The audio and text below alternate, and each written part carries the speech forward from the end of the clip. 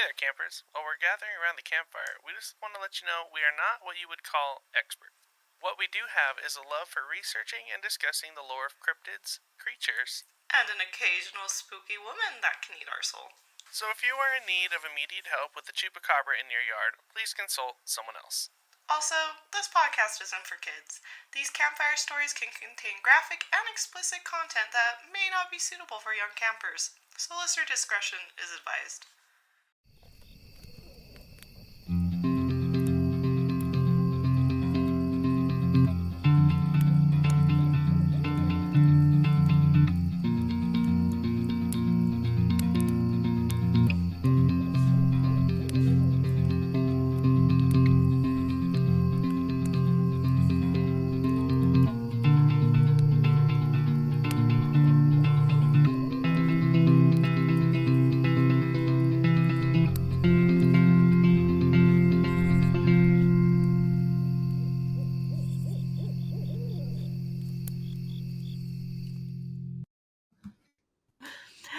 Hey campers, my name is Kimmy and I'm here with my co-host Ryan. Hello, guys. I forgot to record in Zencaster, so we'll just roll back like 5 seconds. Are we good now? Yeah, we're good. Oh, we got clap sync for Chris. It's been a month. 3. Woo! Behind the scenes, clap sync. Oh, Chris, sorry, it's been like a month. Woo! All right. Hey, campers. My name is Kimmy, and I'm here with my co-host, Ryan. Hello, guys. Welcome back to Aloreing, our folklore podcast where we tell you the history and stories of different legends and lore from all around the globe. And, oh, goodness. It has, for y'all, it probably has only been like 2 weeks since you've heard from us. But for us, it has been like a month since Ryan and I have had a conversation. It's been a month, but also feels like it's been like 2 days. This month went so fast. Yeah, it's weird because I was like, I feel like I just talked to Ryan, and at the same time, I'm like, oh no, there's so much that's happened that it was April. I've decided doing the Aloreing bash during May is always the worst decision. And each year I just like, maybe if I do a little less, we'll be fine. And each year I'm like, I've made a mistake. Man, well, let's get into this. This may be a little chatty one because it's been a minute, but that's fine. That's why we're here. What did you find Aloreing in the past month since my Aloreing fact is I'm still painfully single. I'm just kidding. No, I have 2 things that I can decide. One, I have a tattoo scheduled at the end of the month. I'm getting. I was gonna get the frog, but I changed to a raccoon wearing a cowboy hat. So, pics. When this episode comes out, I'll be getting it like the next week, so I'll show you on the next episode. Okay. And then I also got a new car, so it's been it's been an exciting month. You don't have to post it, but I want to see your new car personally. I'll send you a picture. It's still a Subaru. It's just a nicer Subaru. Yeah, so but I it's never new. won't drive a Subaru. Yeah. That's me with Volkswagens. Yeah. As long as I can, anyway. I'll be in a Beetle. It's just a personal taste thing. You know, I'm surprised you didn't go with the Western frog tattoo thing I sent you. Yeah, well, because I want a frog, but I want to do a wizard frog, like the Loveland Frogman. So I was like, I can't do a cowboy frog and a wizard frog, you know? I respect that. Yeah. Where you're like, it's got to be kind of spread out. Yeah. Because I have purposely been looking into just Western folklore and putting it up on our Patreon polls just for you. Because I was like, I feel like we gotta do something. I know. We'll just force it. I feel like we're technically behind in Patreon polls, but it's okay. Yeah. Like we're as organized as we can be, and it will happen eventually. It's on the list now, so we're good. Before we go to my third alluring thing is my favorite hockey teams in the Stanley Cup, and I know only like 2 people in our audience care about it, so I'm speeding through it. But go Knights. Anyway, Kimmy has an exciting one. What was your alluring thing last month, Kimmy? Oh my God, I got engaged, you guys. Woo! About damn time, honestly. It's been 3 years. Yeah. So I was ready. He was ready. It was very sweet. We went to Mexico. We went to Ex Arte in Mexico, which was all inclusive, and I have nothing but positive stuff to say. Like the food, 5 stars. Like amazing. But it was just like really romantic and sweet, and he proposed, and he knows me because it's a gold ring with opal. Oh. And like, I don't know. Did I send you a picture? Yeah. There it is. Wow, it's all fancy. So I'm excited, and he's excited, and that happened. So that's a big thing that happened. I hit my goal weight, so that's another Hell thing yeah. Dubs all around in May. May was a good month, apparently. It was a solid month. Man, I just feel like I've had so much happen. I've started cycle syncing for all you moon girls that know all about that, and that has helped me tremendously too. But yeah, just like everything's good. I could talk for hours about stuff, and I know we don't have the time.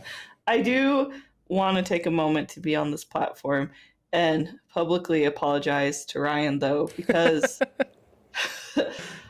I've been telling people I've been engaged in person because Edgar and I are very social, and we'll see our friends like every other day, or someone different will be at our house every other day. And I was like, oh, I'm going to tell Ryan the next time we record. And then I was like, oh, we'll record next week. And I'm like, oh no, we'll record next week. And then we'll record next week. And like, my brain was like, oh, it's fine. And then I'm like, oh, I'll post it because I've told my core people about it. And then Ryan sends me my story like, were you going to tell me you got engaged? It was like midnight, I think. I was like, what the fuck? And I was like, oh fuck, I thought I told you. And the other thing is, I don't know why, but my period started the day of my vacation. Oof. So I was on 2 brain cells, drunk in Mexico for 4 days. It's probably the best way. Well, not the whole the 2 brain cells drunk in Mexico is the best way to spend a vacation. Maybe not the first part. Not the first part, but the other part. The other half was of fantastic. it sounds about right. Amazing. It was great. So Ryan, after roasting me for a while, you're forgiven though. Now knows. Thank you. Yeah. I felt bad because I'm very picky because you were one of my core people I wanted to let know. Like I also kind of figured. Yeah, we've talked about it. Because Kimmy was like, he's going to propose in Mexico. And I was like, yeah, he's probably going to propose in Mexico. So I just was under the assumption, but... He wanted me to say something, and he found out through a story, which I get. That hurts. Right in the heart. Right in the heart. But hey, we're good. We're square now. Ryan we've been friends for a while, so I get it. Yeah. Because if Ryan just got engaged and I found out through a story, I would be raging. I have an announcement to make. Ryan Huskins. I was like, what? You haven't even asked me for her astrological sign yet? You're a liar. Man. Well, it's good to be back. Good to talk to you. Yeah. You know what's Not good to talk to? Yeah, who's not good to talk to is this week's episode. Roll campfire sounds.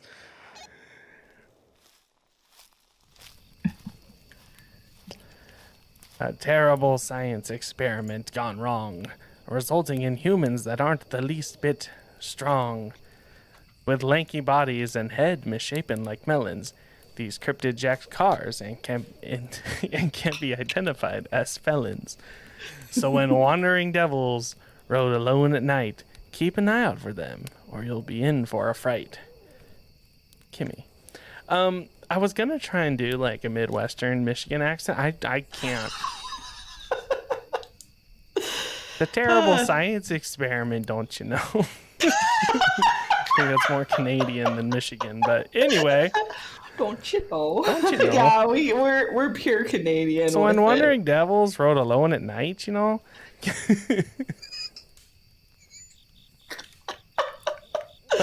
Oh, Jesus. What the heck are we talking about? Wow. Don't you know, on your next trip to Minnesota, no, on your next trip to the eastern side of the United States, try to avoid traveling any isolated dirt roads through the forest at night.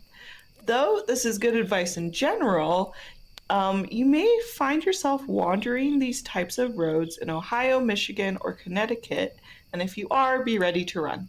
There's a territorial humanoid cryptid with a deformed head that is wandering the forest at night. And if you are unlucky enough to encounter one firsthand, don't stop to take a selfie. Run. If they catch you, they're going to end up making you their next meal. Now, Thanks.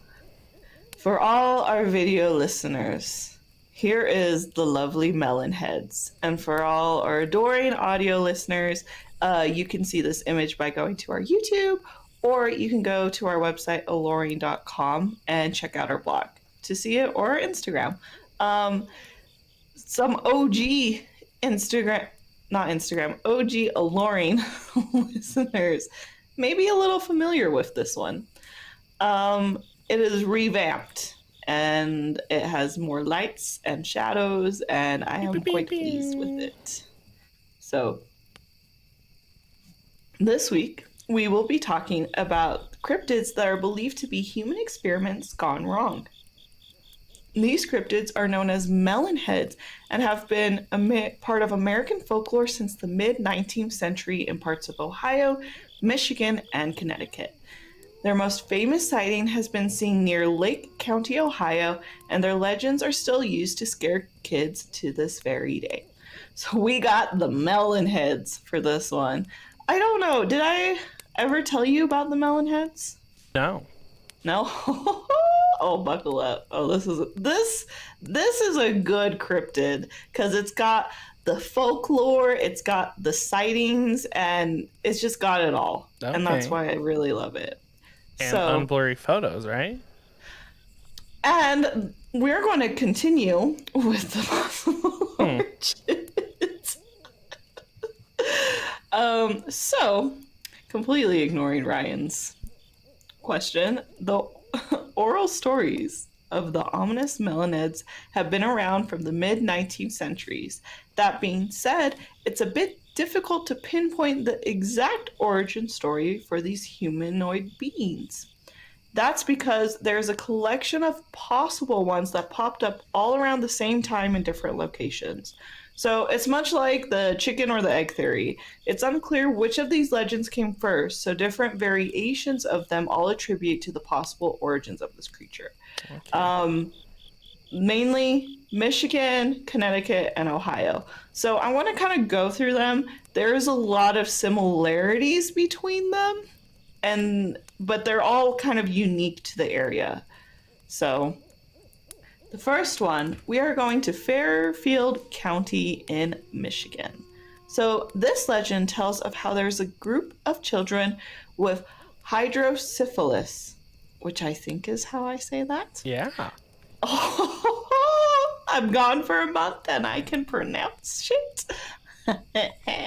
So, these people lived in a Junction Insane Asylum near Fleet Mansion in Michigan. These children tragically endured physical and emotional abuse from both the staff and other children due to their medical condition. Because of the constant abuse, one day they became feral and were released into the forest surrounding the asylum. So the workers are just like, nah, fam. Yeah, they're like, I'm gonna head out. Yeah. The hell? So, some variations of this legend say that the children once lived in the mansion itself, but later retreated to a system of caverns or caves in a nearby hill left over from an abandoned zoo, which is very oddly specific. But yeah. They went ape shit is what I think happened, and there was just some confusion in text being rewritten over and over again. You know, that makes sense. There's your pun, by the way. We're gonna start early with that. Just sneak that in, because if I don't put it in the show notes, thanks. You need to do like the sound of disappointment, and that would really. That was a sarcastic clap. Oh, okay. If you listen very closely, there's a difference. It's slightly dragged at the end. So, some versions of this legend says that the children devised a plan to escape and kill the doctor that abused them. Oh. Since there was nowhere for the children to hide the body, they cut it up into small pieces and hid it around the mansion. So, that's one of the more short ones, okay? Okay. But that has locational impact, because that's one of the more...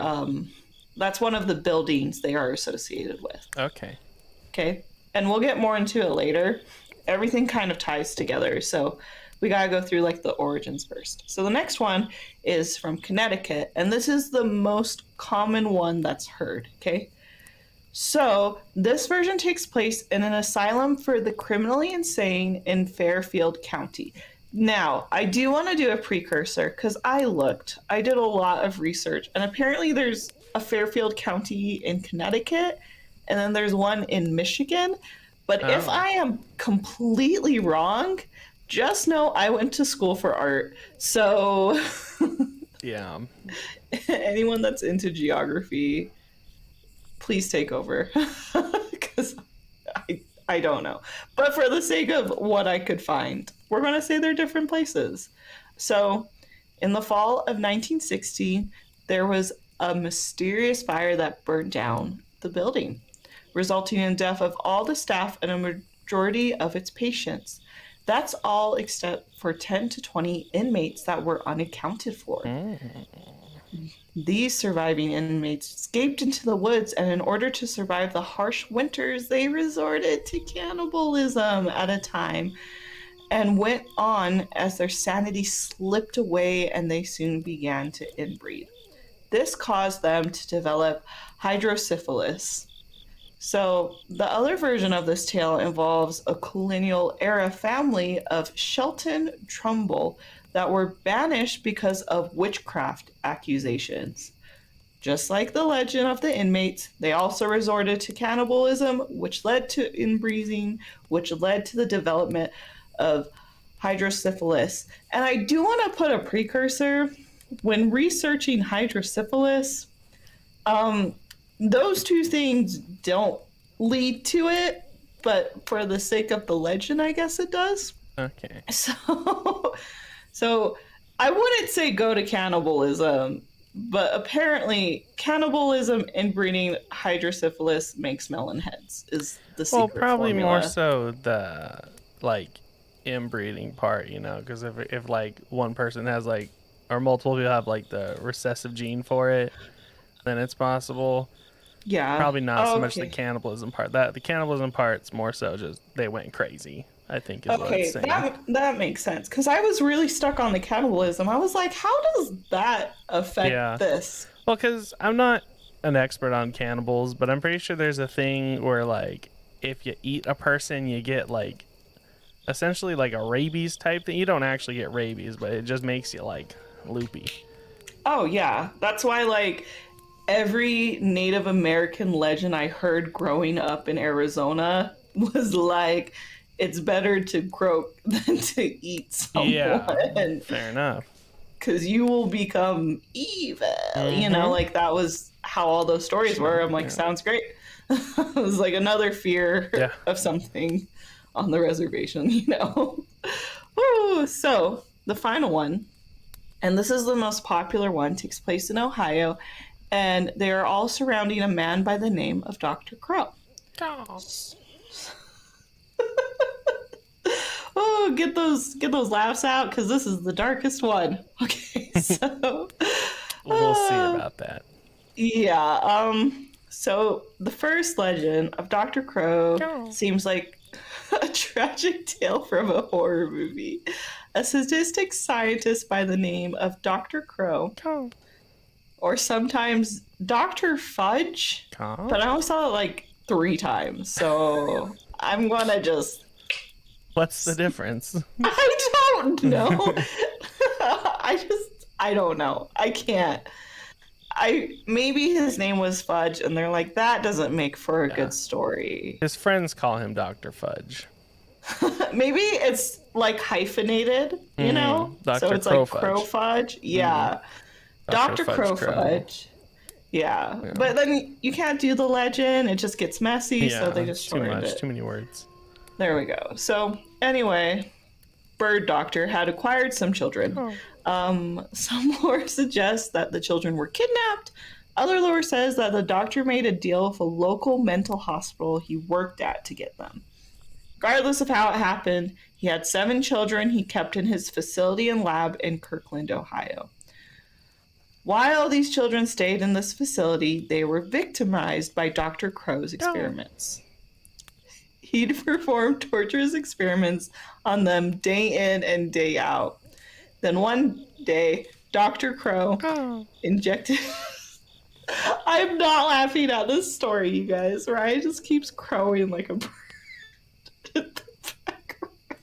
It's so dark. I shouldn't be laughing right now. Okay, then one day, Dr. Crow injected chemicals into their brain. This caused their heads to become abnormally large, causing the children to develop hydrocephalus. There it is. He continued to do more experiments with their heads, causing them to become more deformed and them getting the name Melon Heads. With all the abuse the children sadly endured, they became insane. Soon, the children could no longer take it, and after years of the abuse, they brutally killed Dr. Crow, burned down the facility, and wandered into the forest of Crybaby Bridge. And, like the other legends, to be able to survive... I shouldn't be smiling during this. This is awful. To be able to survive, they would resort to cannibalism, which led to inbreeding, which caused them to lurk into the woods till this very day. So, this is the dark story of Dr. Crow, okay? We have the next one, which puts him in a much kinder light, okay? So, this legend tells us about the caring and compassionate Dr. Crow and his loving wife. The couple lived in the woods in a cabin away from the townsfolk where they cared for a group of children with hydrocephalus. They loved these kids, and they were like their foster kids, and they treated them like their own. They did everything they could to protect them from the locals that ridiculed them and referred to them as Melon Heads.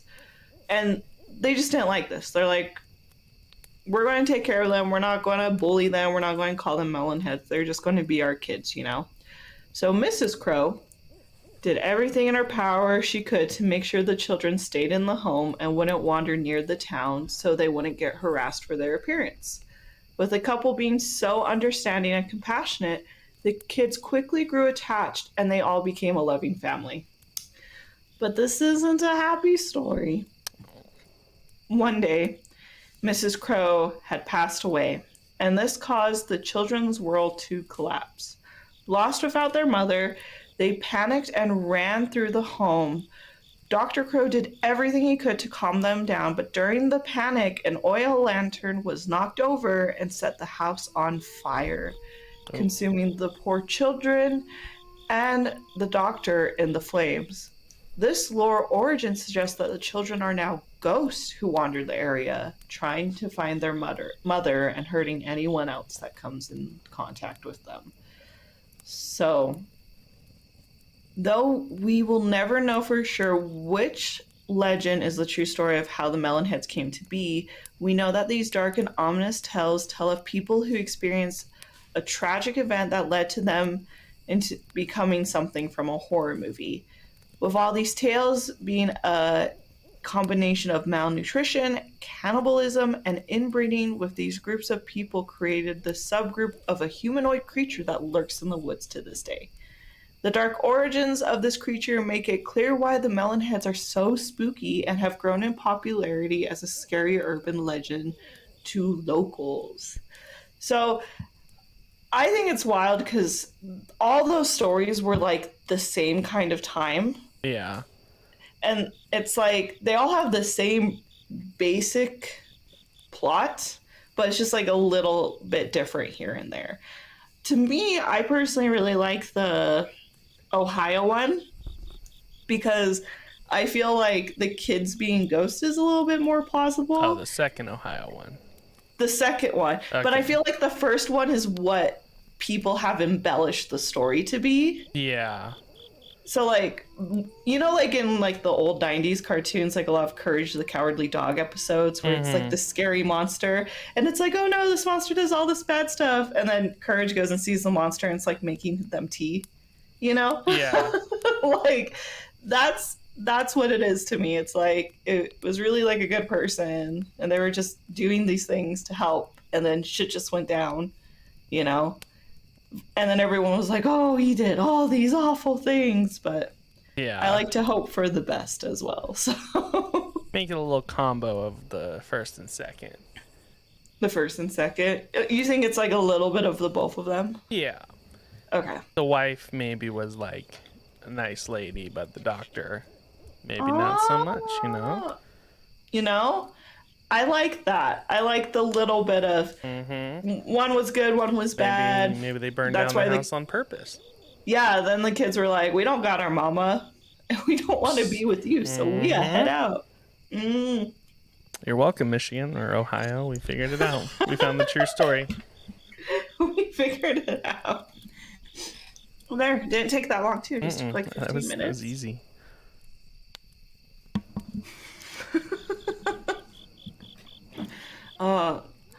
Man, I don't know why researchers have such a hard time. Yeah. It's just so easy. Just make it up. Just make it up. The truth is, if you just put it in a book, give it 10 years. Yeah. Someone will believe it. Probably me. Look at me. Good chance. So, take a chance. The book is called Fact or Fiction. Anyway, so now the one thing about the name Melon Heads is it's not like a cryptid name we typically run into where it's described based on the location and physical feature. The name is believed to come from the word Meligun, which was bastardized into the term melon heads. So during the 19th century, there were a group of people living quietly and independently in the backwoods of Connecticut, and since they kept to themselves, the rumor mill of local towns started buzzing, and they would tell legends and stories of them being a type of boogeyman to keep people from wandering in the woods to interact with them. So we see this a lot in folklore, like the legend of Baba Yaga is a great example, where someone is living their own best life on the outskirts of town, and the local town folks just can't wrap their brain around it, so they refer to them as a witch and say all these awful things, when in reality, they're just living peaceful lives. Yeah. So thankfully, over time, Melon Heads became the name of this urban legend science experiment gone wrong, and people use it to describe an ominous creature only now. Yeah, it could have just been people with big heads. Yeah, it's just like, I don't know. I don't think it's that creative. You're gonna be mean, go bobblehead direction. And I mean, you know, like what if it's still an inbreeding thing? What's the Hatford jaw, right? Like, every royal person has like the Yeah. This They're is like just this. the where were they? Backwoods of Connecticut version of that. They just had big heads. It's a locational feature. It Yeah. changes from one location to another. Ones have extra pinkies, others have like extra noses. It just depends where you go. Some people just have big heads, you know? I have a big head.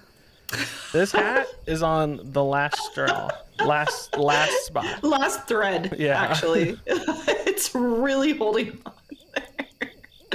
So now we know all about the origins, and we know what the creature's name is, and I'm gonna hand it over to Ryan to tell us some first-hand sightings.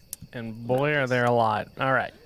This first one is in 2009. So in the early autumn of 2009, a witness by the name of JB, not JZ, also encountered the Melon Head. It was around 10 p.m. at his home near the woods of Wisner Road, Ohio, when he heard his dog start to panic. And as we all know, trust the dog. Barking aggressively, the owner ran outside to see what the dog was panicking about. When Jay got outside, he saw his dog lying on the ground, bleeding and whimpering. R.I.P. baby. Jay looked into the woods and saw a small, pale figure with an enormous head. The creature made eye contact with Jay and then ran back deep into the forest. The next day, Jay followed the tracks, but found they had stopped near the creek, and he hasn't seen a melon head since. So automatically, they're chaotic evil. In my, I don't care what happens for the rest of this.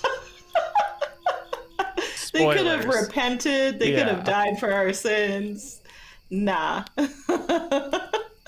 You know, it's been a minute since I wrote these, because I wrote these before I went on vacation, and I forgot about the dog thing. And now I'm a little sad potato. But don't let that distract you from the year 2000. Because a girl by the name of Kelly Taub Bertison, which is just such a long name, and a group of her friends were exploring the grounds of the then abandoned Felt Mansion that Kimmy talked about earlier. While exploring, they heard something rustling in the woods, and at first they brushed it off as a raccoon, but that's when they saw a man with a strangely large head appear about 50 yards out. Trying to be friendly, one of her friends yelled, "Hello," and that's when the man let out a grunt and started to speed walk towards them. Then the group of teens ran. That's when the strange man started to do the same, chase after them. The teens booked it to their car with the stranger in high pursuit as they scrambled to the car and got the hell out of there. That was the smartest thing they could have done. Yeah, the one dumbass friend in the group that was like, I'm gonna say hi. I can picture them exactly what they look That's the first person who dies in the horror movie. That's the person you leave behind. If you have to leave someone behind, it's the person that poked the bear, because that's the one they'll be looking for the rest of the night. All right, so fast forward a year. This is 2001. A witness by the name of Tony in Chardon, Ohio. Tony was in the car with his stepfather, mother, and stepbrother. They were driving down Chicoloke Road, I guess, in Chardon in hopes of seeing the famous Melon Heads. After driving for an hour, they were about to head home. That's when Tony heard something strange from outside his car. Turning his head, he saw something running next to his vehicle at the pace of 40 to 50 miles per hour. So those girls, this is either a different Melon Head who's a lot faster, or those girls got really lucky in the last story, because that's very fast. Well, the other one may have got tired from speed walking first. That's true. If he would have started out in a sprint. They're like cheetahs. They can sprint really fast, but they run out of steam. Anyway, so its head was huge, deformed, and swollen, with tethered pants held up by what looked like a corn husk, and a white shirt stained with red and brown. The two holes on the side of its head, which Tony believed to be his ears, and large eyes. The Melon Head, strange enough, stood about 5'7". We stand a short king, and then quickly ran off the road at the same pace and disappeared into the woods. That's fast as hell. 5'7" too. His legs were like. You know when you're little, you do your hand outside the car running? That's what was happening. Yeah. You know, it's just the creepiest thing about it is he just comes up to the car, does that, and then goes back. So yeah, it was a message. I don't know what that message was. Maybe the message was he's fast as fuck, boys. Yeah, like I don't know. He was just showing off. Yeah, he wanted that guy to know that last year he could have caught those girls, but he decided not to. He had to make up for old times. Actually, yeah. Maybe when he didn't catch the girls, he's like, damn, I really need to train. And he just spent a year just sprinting daily. Nothing but sprints and leg day. He did a Rocky montage because he still didn't catch him. Yeah. You know, still didn't win, but really put in the work to say he I don't think he was trying to chase him. I think he saw a car and he's like, okay, let me see how fast I can run. So he ran next to it and was like looking at the speedometer to find out his speed for future reference. Oh my god. Okay, we're going to have to keep going with this energy of the Melon Head just wants to be a track star with the next story. He really wanted to go to the 2004 Olympics and he just couldn't quite make the team. He wanted to represent the U.S. Yeah. Turns out giant heads aren't very aerodynamic.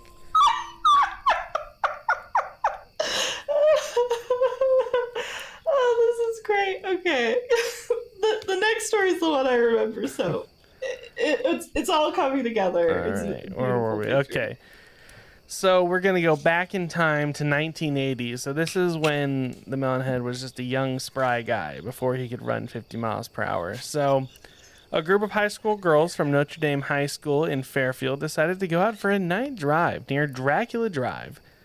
Side note, if you have a road in your town called Dracula Drive, maybe just stay off of it.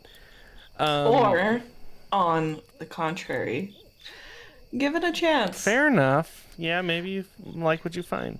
Can I make just a real quick tangent before we get into this? Yeah. Did you see the new Spider-Man? I did, yeah. Okay, I'm not going to do spoilers, but I may have fallen in love with Miguel, the vampire Latin Spider-Man. No, that makes a lot of sense. Yeah, they did a great job with that movie. So anyway, give vampires a chance. Is just what I'm going to say. Maybe you'll get sucked. Who knows? Who knows? Team Miguel cannot be. He might be out there. Well, I can justify all of his actions. But on the other hand, it could just be Nosferatu. So, you never know what you're going to get from a vampire. It's a risk I'm willing to take. Yeah. So Megan, Sue, Deb, Jen, Kim, and Karen also decided to take this risk. There's a Kim. She gets There's it. A Kim, yeah. Kimmy, were you alive in 1980? Maybe it was a past life of me. Everything's connected. Maybe Kimmy turned into a vampire in 1980, and she's just been pretending. This is actually how I'm recruiting people to let me suck their blood. I'm just like I'm a raging bi. Give vampires a chance. Now. That's why I'm so white. They're like, why is your mom Brazilian and you're so white? I'm like, oh, it's my father. He wasn't that white. There's just a lot of things adding up. That's why my eyes glow gold in the sun. I'm gonna stay a state away, I think. Anyway, Dracula Drive with Kimberly. Yeah, so these girls knew all about the Melon Head urban legend and wanted to see if they could spot one firsthand. So they weren't even going for vampires. They were going for Melon Head. So they got into the Blue Granada and found themselves down a secluded road that was blanketed by darkness of night. Exiting the vehicle, the girls left the car parked with the headlights on and got out to explore to see if the legends were true.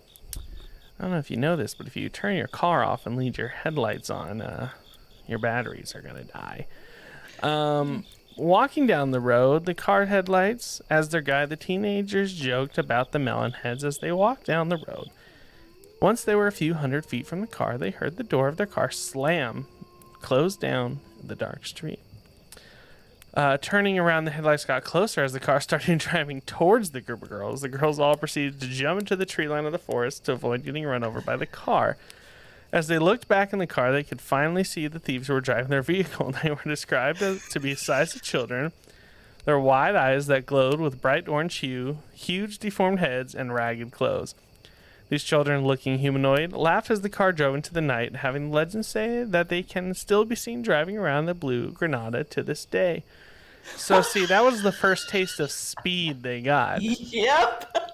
And one of those Melon Heads, like, he became Ricky Bobby, you know? The first thing he remembers was speed, and he's like, he's been chasing that high ever since. It's so great because that's something I didn't even think of. And I've read this legend so many times because this is like one of the ones that got me into cryptids, you know? And I've never made the connection that he got the taste of speed and then it's like, oh, I need to see how fast I go. And now just runs alongside cars. You ain't first, you're last.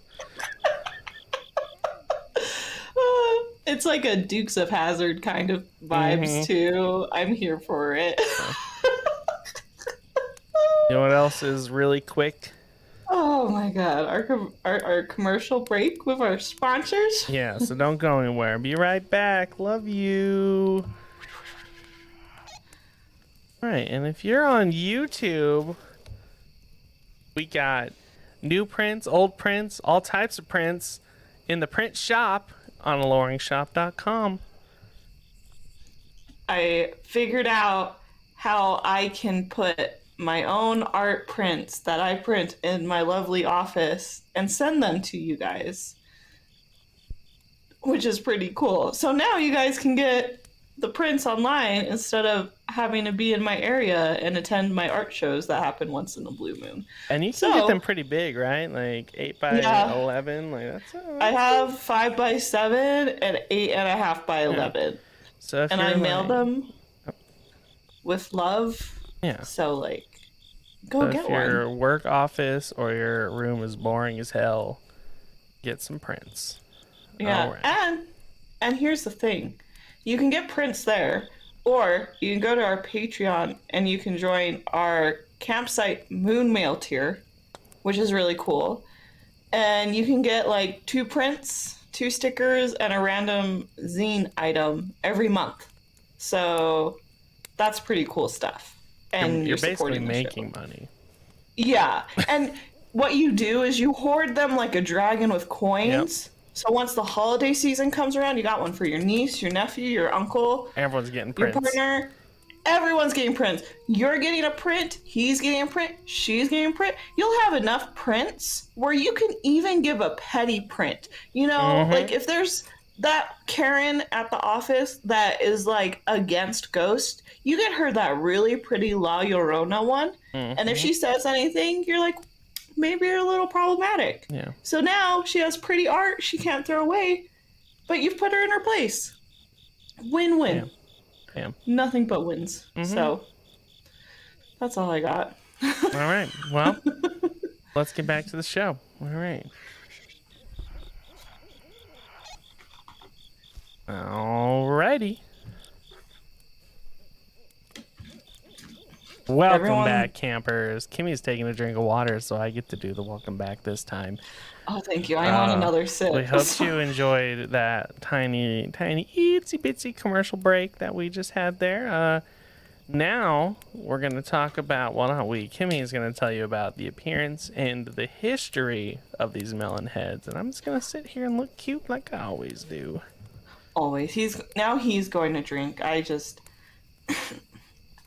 a little thirsty today. So, Melon Heads. We should find a way to work that sound effect as a soundboard. I don't feel like we'd use it often, but I feel when we would. Just a sip sound? Oh, we should do it whenever I get a little thirsty about a cryptid.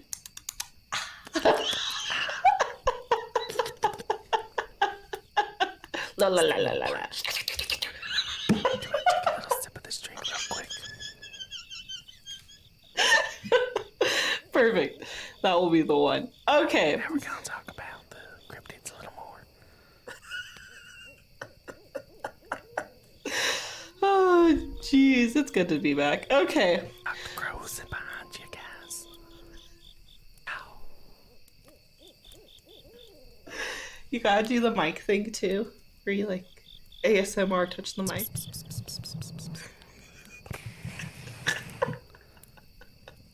is now the Aloreing ASMR channel.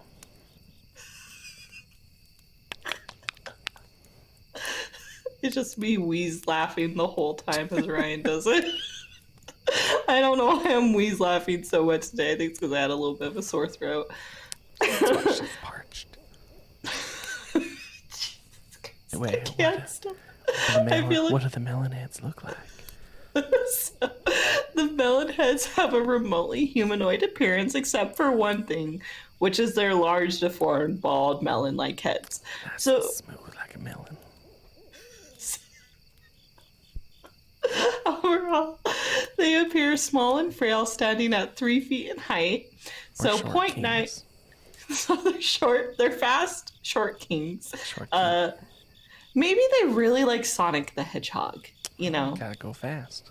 Gotta go fast. He's a short king, blue, like the blue granite, like it all. He also has a big ass head. Sonic the Hedgehog is a melon head. It's not Sonic the Hedgehog. It's Sonic the Melon Head. There's also that like Appalachian family that's like blue. Oh my god! The melon heads are just a melon head from that family. They hang a picture of Sonic as like their goal, their like vision board. And they're like, one day I will appease my ancestors. Yeah. And it's the picture of Sonic from the first rendition of the Sonic movie. Yeah. Not the second one. Because that's all they could find. So we got a short king. They are commonly mistaken as a child at first glance due to their small build. They have long, thin limbs and appear disproportionate. And they are known to have a very pale complexion with ragged clothes. So, due to their appearance, they feel rejected by society and have made homes hidden deep in the forest where they survive off the land. They consume animals in the area, specifically deer. However, on the rare occasion of a full moon, if they stumble upon a human in their territory, they will rip them limb from limb and partake in cannibalism. Because of the harsh environment they have to survive in, they are very violent when approached and don't like socializing outside their own circle. They are also known to have poor eyesight, so it's best to wear dark clothes if you feel there's a chance you may run into them. Anything bright will make you an easy target. So, now on to some, it's kind of like locational history, I guess. This one was kind of hard to find things associated with it, but it wasn't, which sounds confusing, but it will make sense. I call this section like history, but it's really just like 3 facts associated with the creature, you know? So we all know how all these stories vary a little from location to location, but something really interesting is how they're all connected to a supposed asylum. So, there's a building located in Holland, Michigan, and before it was labeled as the asylum from these legends, it went by a few other names. It all started in the summer of 1928, where the Felts built a mansion as their summer home. The Felts then sold the home and it changed to a school and chapel. Then, in 1977, the state of Michigan converted it to a state police post and prison. And how did you make that so quickly? What? Holy shit, that was impressive. Because I have the thing up, That was amazing. That's gonna be in the thumbnail. That was impressive. Holy hell. Yeah. You guys, whenever Ryan's quiet during the talking, he's making something. The boy is cooking. Let him cook. Just let him cook, because that was wildly impressive.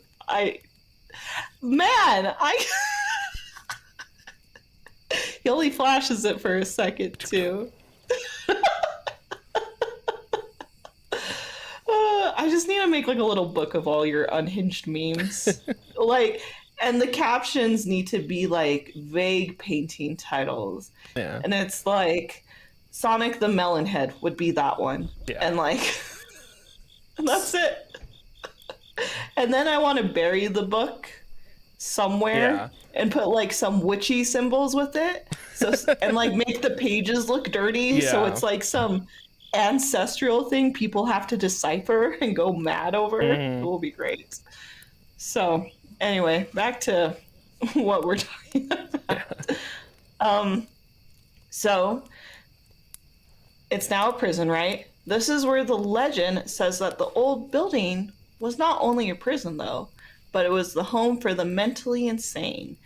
It was also rumored that the prison was used as a cover since they did experiment testing on the criminals there. And if you know anything about the government, this one checks out. So, since the state didn't have enough of a budget to fund a prison and a mental asylum, they just threw a psychiatric institution into the prison, because what could go wrong combining both of these in together in one place at one time? So after it was a prison, the National Registration of Historic Places purchased the building, and since then has been quick to dismiss any rumor saying it was just a police station. And it's like, the asylum never existed. I said that wrong. The asylum never existed. It was just a police station. Okay. But I don't know. I don't believe them. I think they're lying. But what do I know? You know, it's not like the government. We're not experts. We're not experts. That's why we have the clause at the top of the episode. So when people angry message us, we don't know what we're talking about, I can send them the first 30 seconds of every episode. I'm awfully interested in what the heck this next place is, because what a name.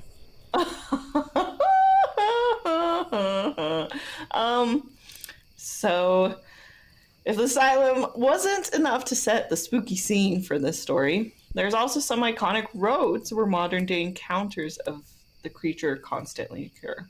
So one location famously tied with the Melon Heads is Cry Baby Bridge on Windsor Road in Chardon Town's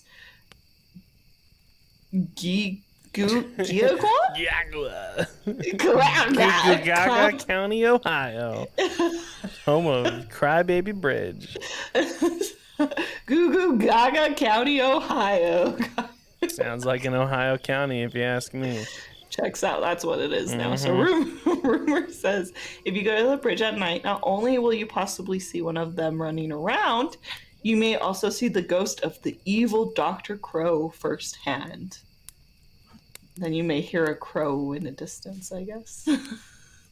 Now, if this sounds like a delightfully frightening evening to you and you want to go check it out, be warned that this road is permanently closed and can only be accessed on foot. So you won't be able to make a quick escape once you're in the Melon Heads territory.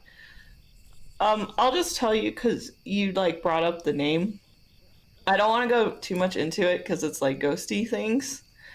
And we know how people know how we are with the ghosty stuff. Well, I wouldn't say we. Me. We both get spooked. That's true. We've played what's that ghost game? Phasmophobia.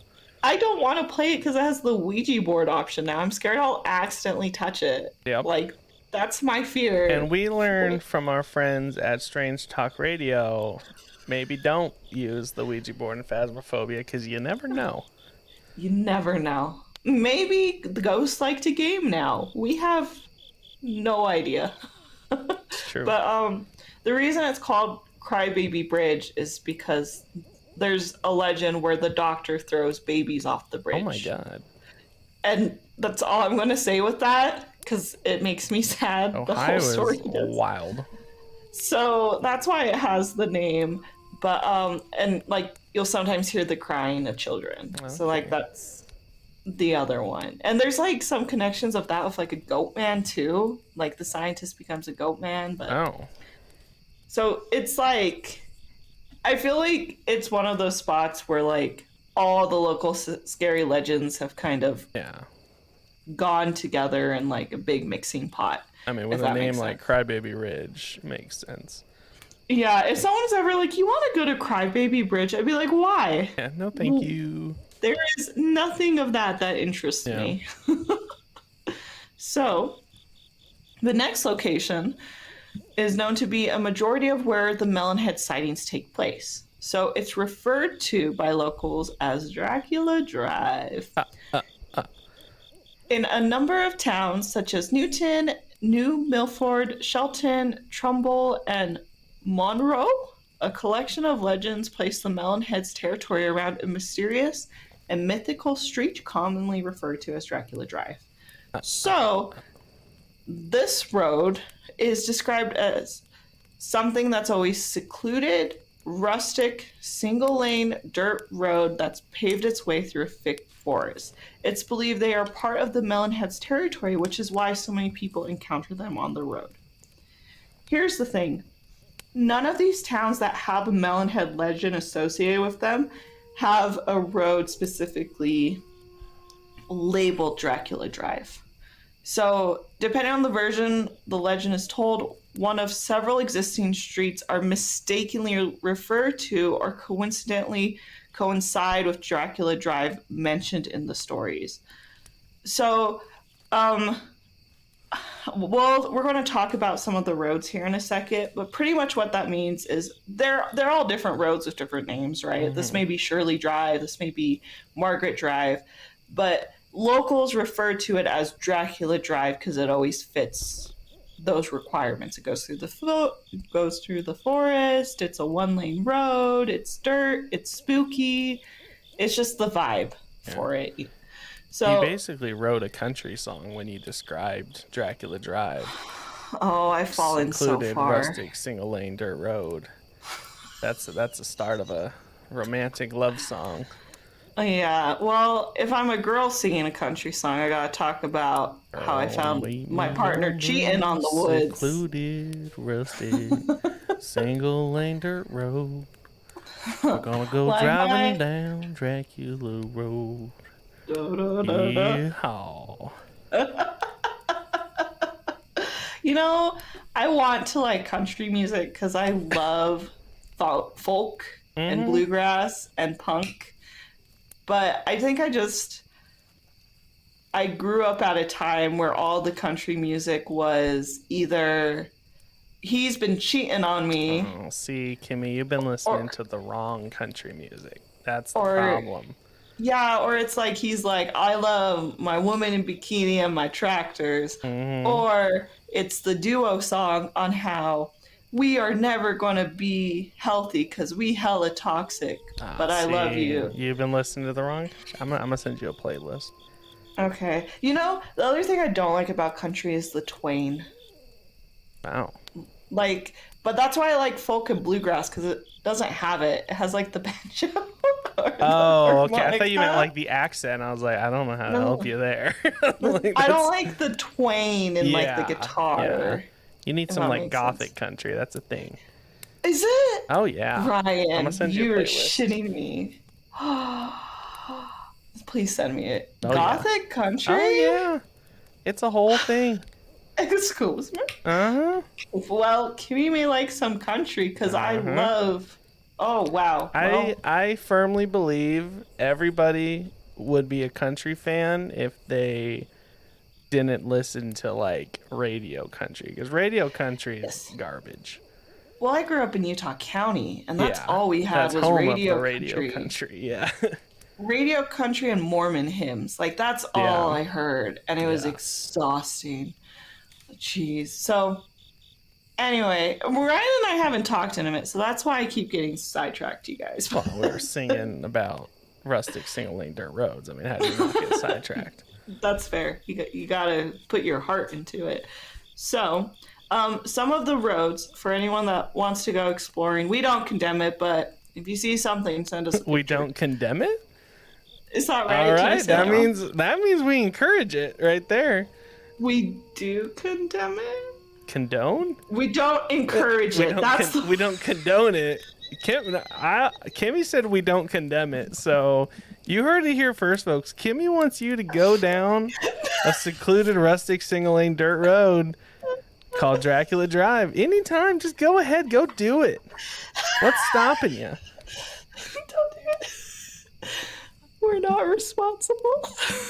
Kimmy is. She just said she would condemn you not doing it. No, that's not what I mean. I for one don't condone it at all. That's just me.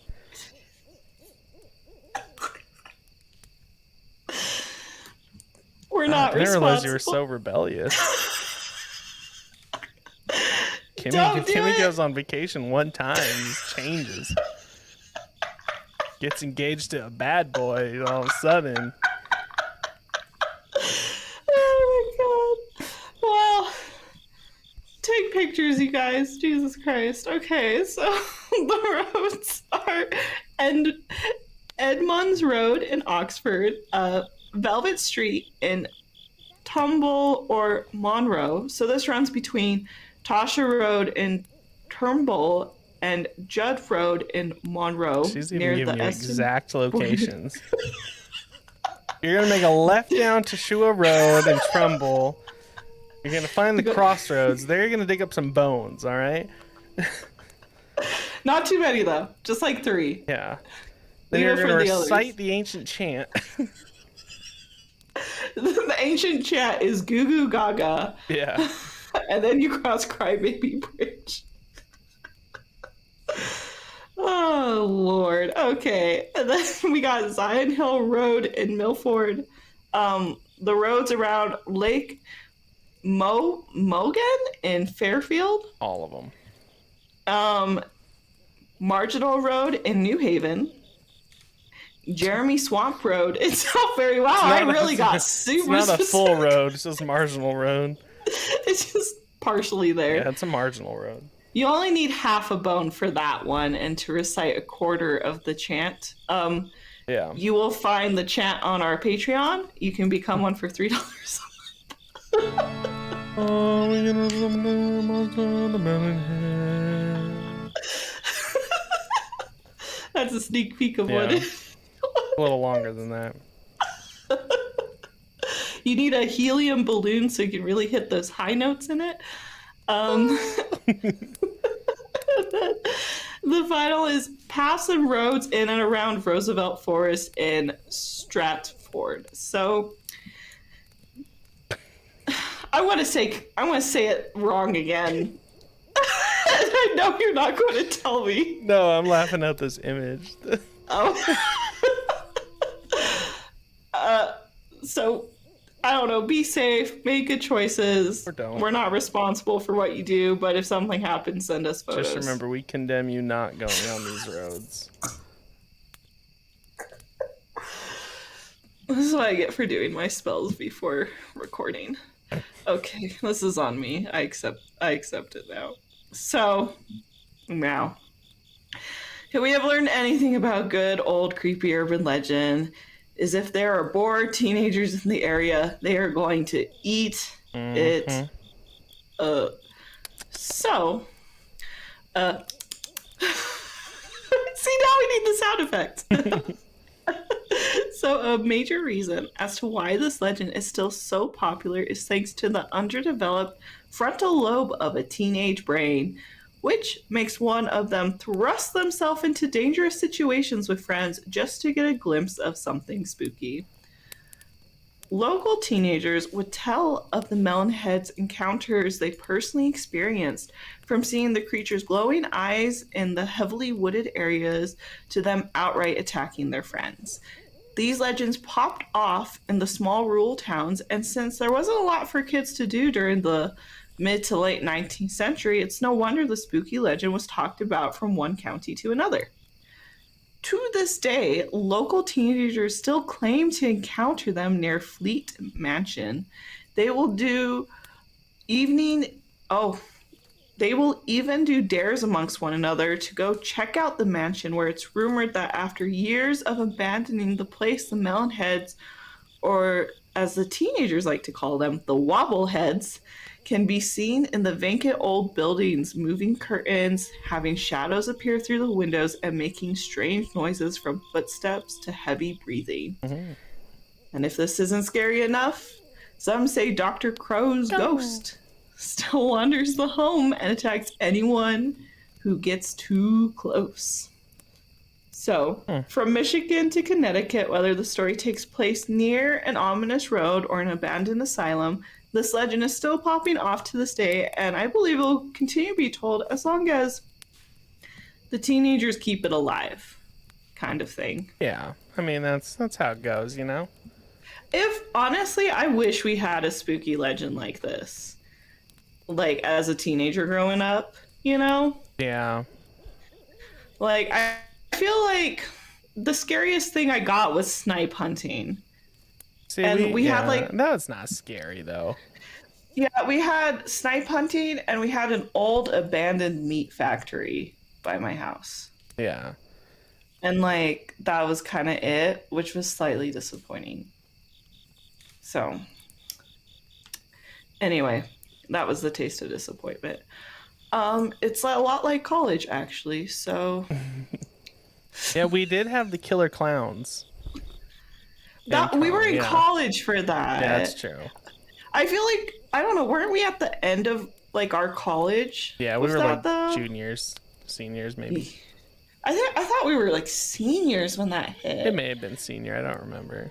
If I was a junior when that hit, I feel like I was too stressed with finals and life at the time. Oh, for sure. Because if I was a junior, you would have been out there, Ryan. Yeah. I mean, I don't know where you were. I was out there. Sadly, I was the one in the clown outfit. I was scaring the shit out of people. Ryan was walking by my house going... Showtime. I'd hear the honking, like... I wasn't very good at being a scary clown. I just started making balloon animals. Nobody was scared. You were like... You would come clean up after it got a little too intense. Yeah. You would be the joyful yeah, one. I'd be behind the scary clown, like, hello, my baby. Hello, my baby. Hello, my darling. That's fantastic. All right. Okay. Speaking of favorite things, it's time for your favorite thing. It is time. For is it science or the church? Now, I don't want to say this one's a softball, but I feel like it's a bit of a softball considering you said hydrocephalus about 30 times this episode. So I'm just going to go out on a limb and say you're going to explain what the hell that is. You know, it's been a month. I really feel like you should be confident in your answer. Oh, I'm confident in this one, yeah. Okay. That's what I'm saying. Well, this one seems too easy. Well, you know, I've felt pity because I forgot to tell you about my engagement, so congratulations. Wow, all right. We'll give myself a little pity clap for that one because I don't feel like I deserve this one, but I'm going to take it anyway. I love how much this segment stresses you out because I can't just hand it to you. I have to, like, make it really difficult. Like, you feel like you have... I feel like this is your Elden Ring. Yeah. If it makes sense. Well, the times I get it wrong, I just feel like I have a bad week. So when I get it wrong, like it's just downhill for the next 7 days minimum. So it's mostly pressure on myself to have a good week if I get it right. And this is more like your fortune of what's to come. Yeah. Is kind of what it is. This is like kind of your tarot reading of the week. It's like R.I.P. Noodles, but bone or no bone day. You know, this is my bone or no bone half a month. Like, you may get a petty clap, but it's going to be a bone kind of month. Yeah. So that's good. It's a bone month. It's a bone month. Hell yeah. Yeah. Am I right, boys? Yeah.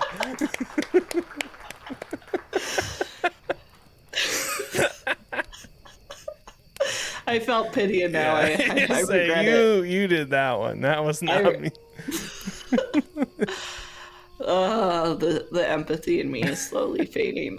So, though these creatures have never been captured, scientists say it's nothing more than a medical condition. So, me mentioning it 30 plus times in the episode is a good indicator of how much it affects these creatures. So based on how they are described in local legends and seen in artists' renditions of the first-hand encounters, there is a specific possibility that the physical deformality is a result of hydrocephalus. This is a medical condition when the fluid accumulates in the brain, enlarging the head and causing severe brain damage. So this disease is most common in infants, and it's like a 1 to 2 for every 1,000. But like, thanks to modern medicine, many are able to quickly recover after their first treatment, and they go on to live healthy lives. Like, it's rare for children to have it, and it's even more rare for adults to have it. Okay. So, like, that's something to kind of keep in mind with the creatures kind of being like older people, like children to adults. So now, though this is a possible explanation at first glance, and it is a big part of the legend, it doesn't explain how the melon heads are able to move so quickly. One of the effects of hydrocephalus is the poor coordination and balance, which results in problems with walking. And people will say how their feet are stuck when they try to move. So they'll just like be moving, and they kind of feel like they go like doll mode. Well, to be fair, you don't got to be fast to steal a car, you know. The car was going fast, not them. And as we discussed, though, we only have one story of it being fast, and that one trained his ass off for a year. So he wasn't fast in the first part of the story. That's fair. So, like... So it stands. Yeah, no, you're right. So these spooky boys are zooming all around the place, car hopping and chasing away local teens, which wouldn't be possible with this untreated medical condition. I think the medical condition, like, helps with the lore, whatever the hell is out there now that are the melon heads, are something more than just that. Yeah. If that makes sense. Yeah, it makes sense. Like, to me, that makes more sense. But I also think these are more on the ghouly, ghosty side than they are on the creature side as well. So. Yeah. Anyway, that's all I got for my stuff.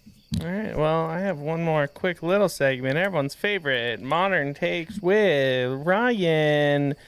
And this week's is more of a homework assignment than anything, because there was only one single movie about the melon heads in existence, and it was just made by a couple guys. Like, it's not a high quality movie. It was okay. It was I'm gonna say it was good. Okay. Shout out to Dake Lissack. I hope I said your name right, for being, or Dunn Lissack, sorry, for being the only guy out there making a melon head movie. But I mean, it was like a short film made by some friends. It wasn't like a high quality movie. So my homework assignment is somebody make a melon head movie about a melon head training for the 2004 Olympics. And if not, you know, I'll be forever disappointed in you. Yeah. So If that is not someone's senior capstone. Yeah. I was actually just surprised for it being like kind of like a scary folklore cryptid type thing. Like there was nothing like movie wise. That's a really fair point because I feel this is one of the few that have a really good base to go off of. Yeah, you know what I mean? Like you can do a lot with it. You can make it slasher. Mm-hmm. See, I've been watching too much horror movies because of you. Because I'm like, ooh, you can make it like a slasher. Be a great. And then there's like film. Yeah, this would be a really good one. And then they're like chasing through the cars. It's like a camp thing. Mm-hmm. That would be so good for this one. So don't let us down. Somebody please make a Melon Head movie so when we redo this episode in 2 years, we have more to talk about. We will show up and we can be in it. Yeah, I'd love to be in your Melon Head movie. You didn't kill me in the first 3 minutes. Yeah. Like... You probably will because neither of us are actors, so you're like, damn, we can't have these people in our movie for very long. You're like, this is a great idea, but we're not having her say shit. It will be my second cryptid movie I've been in. So, you know, my IMDb, whatever it is starting to get a little long. But yeah, no, genuinely, I was genuinely surprised that there was just nothing. No books, no movies, no TV shows. Like, so a bit of a letdown on the modern takes. Sorry about that. You want to tell us a little bit about what it was like? Did you watch it? I watched it in like 2 times speed because I didn't have a lot of time. But it was definitely shot on just like a handheld camera. I read about the guy. He was inspired by like old silent films. So it was very, the color you see on the screen, like the sepia tint, it was sepia. There was 3 actors in the whole thing. Yeah. Again, it was good. It was fun. But, we need a high budget movie. It was just a low budget, like some dudes making a film. Our Aloreing PSA is y'all get on some Melon Head horror movie thing going. You know, that's the great thing with modern takes is it's anything modern. You know what I mean? So this is like. You guys listen and you go, wow, I feel so inspired by Sonic the Melon Head, and you make something with that. That's true. They did, I guess, technically that's the modern take, is there was actually a live action high budget movie called Sonic the Hedgehog that came out a few years ago about the Appalachian Melon Head named Sonic the Hedgehog. You listen to the director commentary and he gets really into the folklore of it. Yeah. I could go with Sam I did last time, Jimmy Neutron. He's a Melon Head. Oh, goodness. Okay. Wow. Well, it's still cool that like people are making stuff, but yeah, I wish there was a little bit more stuff with this one because I just feel it has such good base for a story. You know. Again, shout out Dunlisic Productions. It was fun. I don't want people to think like, oh, I watched it and it was bad. No, it was fun. It was good. We just need a high budget version of the Melon Heads. He just needs some more money. Yeah. That's all he needs is a little bit more. But should we get to our not alignment chart announcements and then alignment chart? Let's do our announcements. We talked about this in the ad, so I'll just bring it up real quick. Y'all should. That was a weird voice crack. Y'all should go check out our shop if you haven't checked it out in a minute. I now am selling prints that I print from my cozy little studio place that I'm at. So you can get art prints from illustrations we've done mailed to you, which is like super cool. So go check that out. Another thing, Ryan doesn't know this because this has been back end stuff, so I'll kind of go through this really quickly. The newsletter is back. I have figured out how to schedule it ahead of time. So I'm very excited. And I just want to say thank you for all the artists that have reached out and are letting me feature you in the newsletter. I think we got artists for like the next year and a half. Yeah. Oh my goodness. I have notifications on for our Instagram.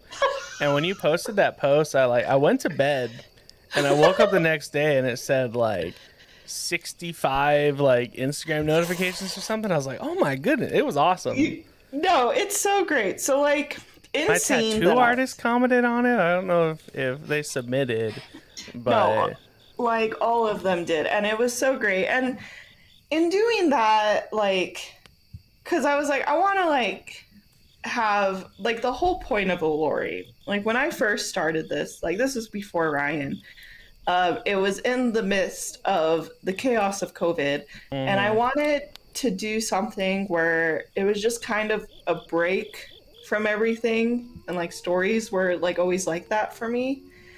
And I was like, well, what can I do that's just not me reading a story? Because I'm like, my voice acting skills aren't what's holding the show together. You know what I mean? So I was like, oh, I could do like facts and stuff about like creatures and like a little story here and there. But like the whole point of it is so people could like have a break from all the chaos and like sit down and do something creative while they listen.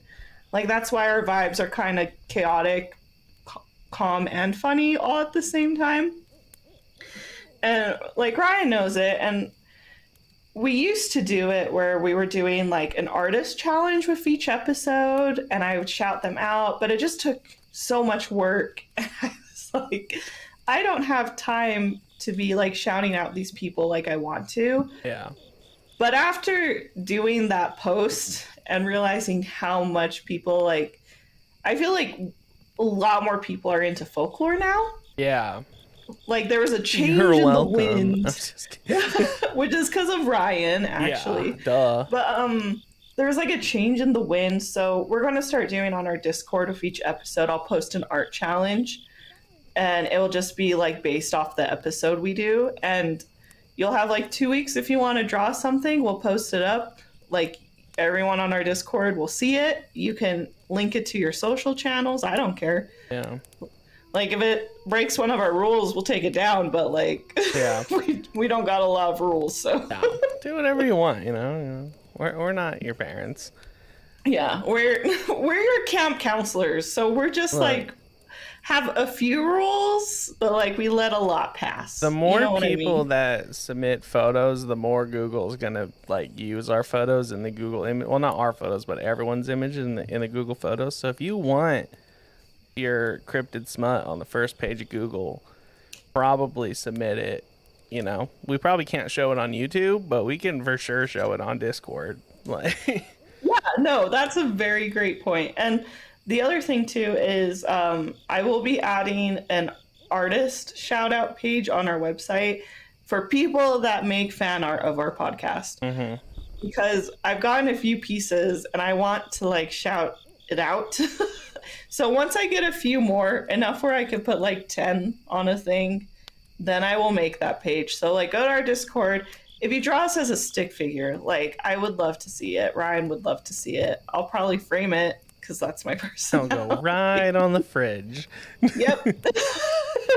Right next to my wedding invitations. Yeah. Kimmy wants Stickman. I want the thickest frogman you can draw.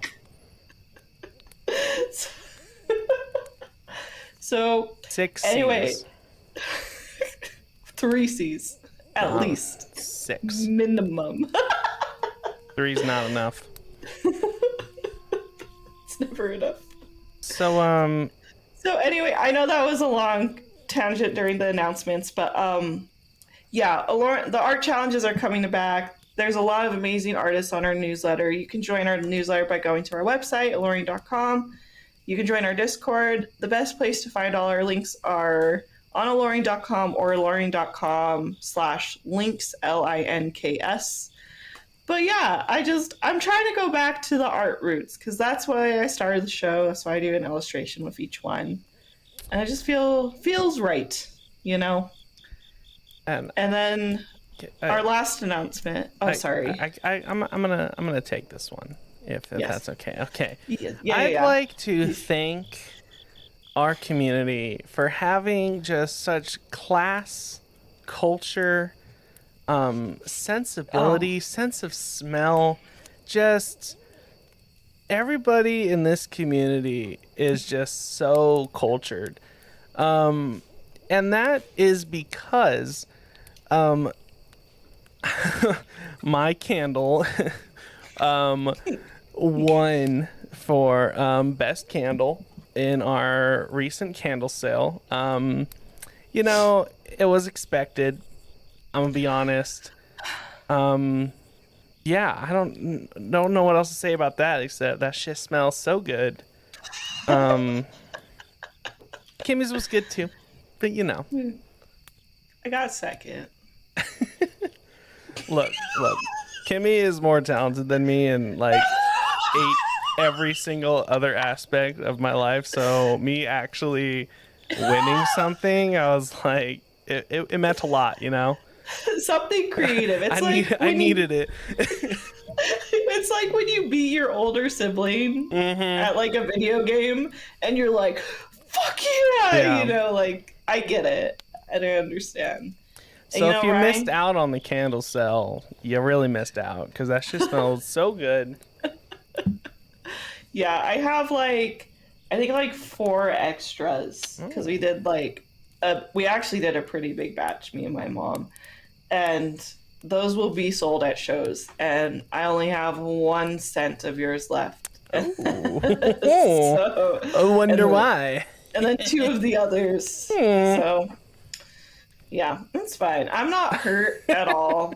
I feel I made the label and that's good enough, and it's fine. And it didn't kill me inside as I packaged each order and saw the disgusting amount of cryptid campfire that was voted. You throw some rum and some wood smells, you got yourself a candle. The worst part is as I was doing it, I had your candle lit, and I was like, can't be mad because it smells so damn good. It smells so good. I was so proud of it. I was like, I'm not even going to tell him till the episode because I don't want him to be like, I'd been gloating nonstop everywhere for weeks. I'd get the midnight message. It's like, that candle's smelling extra nice right now. My room has a bit of a vanilla rum smell right now. It's just probably the best candle I've ever smelled. But no, it was that was so much fun. Ryan and I making the candles. It went way better than we thought, and my mom has her candle business right now. I just finished her logo, which is really exciting. So we're getting her all set up with that. But we may be doing like a Krampus one in the future. Yeah. Candle, the actual candle making part itself, but the scent making part, that's the part. That's if I could just do that all the time, I would. Well, we will be doing this. Will be one of the things we'll do it. I don't know how long we'll do it, right? But if we do it, it will be like 1 here, and it will be like a 1 drop kind of thing. And the pre-orders were great. Like, I think that was one of the best ways we could do it too. Yeah. And shout out on the packaging, because I live in the desert and it's been not pushing 100 degrees every day. And of course, the day the candle gets delivered, the mailman forgot to put the key to the package part of our mailbox in the mailbox. So it sat in the mailbox for 3 days. Perfectly fine. Really? Oh, the leaf was still fine too? Melt. No, it was perfectly fine. I was shocked. I had your candle and a vinyl record in the mail, and I was like, both of them are done. Like, they're both gonna melt, and both were fine. You know, I was shocked. I am so happy. I spent hours researching how to package something for the heat. Yeah. Because I was like, how can I do this but make it look cute? Yeah. No, you nailed it. I mean, that's as good experiment as you could get, is sitting in the mailbox for 3 days in the desert sun. Yeah, it's a soy coconut blend, so like she gonna melt. So I was just expecting to open my mailbox and it just smells so good, but no, perfectly fine. Oh, I'm so happy to hear. Well, anyway, those announcements were long, but a lot of it was just thanking you guys, letting you know that the art challenges are coming back, and man, we just fucking appreciate you all. Like, thank you for giving us a platform to do this stuff. Yeah. We love you all for it. All right. Let's do our alignment chart. Where did it go? Danger present? Presented by Ohio. Where did our alignment chart's not in here for some reason. Kimmy. I put No, I got it. Don't worry. Kimmy, you're the one with 3 screens over there. I just said for some reason. Audacity. This is Ryan. To me, this is him telling me he hasn't placed his alignment yet. No, I 100% did. It's just for some reason not showing up in the... going on here? Add file. This is because he spent so long gloating about the candle. Yeah. That he can't. The Aloreing alignment chart just disappeared. Let me try this. I'm gonna delete all those, and then I'm gonna add just this one. Oh wait, I'll just do the Jeopardy music. There we go. Okay. For some reason, like it was in there, just wouldn't let me change to it. I don't know why. It was like, nope. Yeah. Nope. Gotta be quicker than that. Yeah. Oh yeah, it feels nice to agree with you after so long. Yeah, and mine's actually like under yours. I just put it a little so that it was like showing up. But I mean, they killed the dog in the very first story, so I instantly was just like, you were like, we're just going to bring that all the way down. The single track star Melonhead who committed his life to running and not murder, lawful good. But every other Melonhead, chaotic evil. I'd actually put him not lawful good. I'd put him more chaotic good. That's fair, but good nonetheless. Because I feel he's just trying to go to the Olympics. Yeah, anyone that finds joy in running just has to have a little chaos burning behind their eyes. There's nothing lawful about that. Yeah, so we agree. Chaotic good for the track star Melonhead, chaotic evil for the dog killing one. Yeah, so we've decided chaotic evil Melonheads, except the track star. Wow, it's just nice to agree. Yeah, I'm trying to think what our next episode is. That may change as quickly, but it probably will. It's nice. It's nice for a moment to just sit here and be on the same page. To be at the same campfire on the same page. It's just a little refreshing now. Yeah. Okay, now we got to do our takeaways. Oh boy, man, I had such a good one earlier. I can't remember what it was. I have one. Okay, go ahead. I am not a vampire, but give Dracula drive a chance. Oh, that's a good one. I was quick with that too. Man, yeah, this week, Jimmy's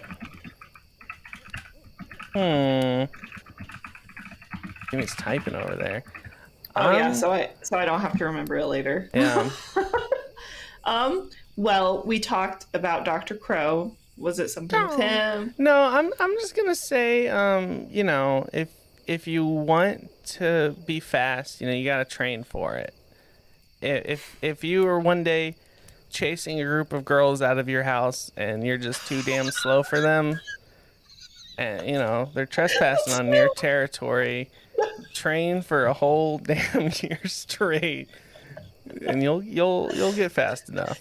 Don't chase girls, you guys. Well, don't chase them in general, but if they're breaking and entering and you're trying to get them off your property, like, not just girls, just people in general, How can we, Ryan, these have to be like at least at max a sentence. You're giving me a whole story. Train with like a blue Gennard or something? No, Rocky montage. Just Rocky montage. Rocky, if you need to train, Rocky montage. You only got a year. If you need to train, Rocky montage. Yep. Damn, I had such a good one, and I literally was like, "That's funny," and it's just gone. We can give it a second. I know you have it in you. We talked about location. We talked about like Crybaby Bridge. We talked about stupid teenagers. It's gone. I don't know. That's all right. We talked about location. I'm gonna be listening to the episode on Wednesday, and I'm gonna remember it, and I'll post it on Discord. We had Science or the Church. No, it was early on. I don't know. Man, I'm sorry. No, I'm going with mine. Train like a rocky montage.